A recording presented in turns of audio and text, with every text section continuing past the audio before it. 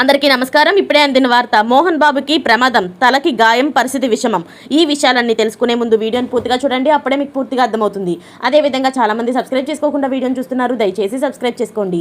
Subscribe చేసుకోవడం వల్ల నేను చేసే ప్రతి వీడియో అప్డేట్ మీకు ముందుగానే నోటిఫికేషన్ రూపంలో వస్తుంది. అదేవిధంగా లైక్ చేయడం మర్చిపోతున్నారు, దయచేసి లైక్ చేయండి.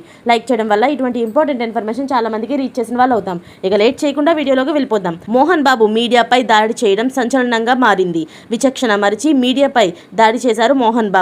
జూల్పల్లిలోని మోహన్ బాబు ఇంటికి వెళ్లారు మంచు మనోజ్.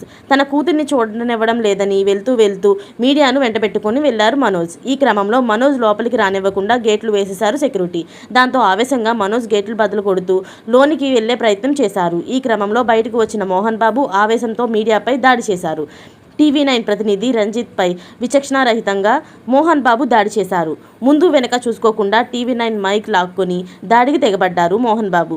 ఈ దాడిలో టీవీ9, టీవీ5 ప్రతినిధులకు గాయాలయ్యాయి.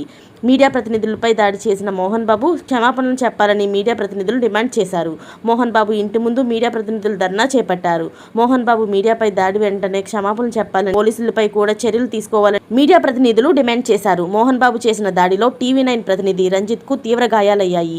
కంటికి, చెవికి మధ్య తీవ్ర గాయం అయ్యింది. నొప్పితో విలవిల్లాడిపోతూ శంషాబాద్ ఆసుపత్రిలో చేరారు. జైగోమాటిక్ బోన్ కూడా 3 చోట్ల ఫ్రాక్చర్ అయినట్లు వైద్యులు నిర్ధారించారు. ప్లాస్టిక్ సర్జరీ చేయించాల్సి ఉంటుందని తెలిపారు వైద్యులు. ఇలాంటి లేటెస్ట్ అప్డేట్స్ అన్ని మీరు ముందుగా పొందాలి అనుకుంటే ఛానల్ని సబ్స్క్రైబ్ చేసుకోండి. Thanks for watching friends.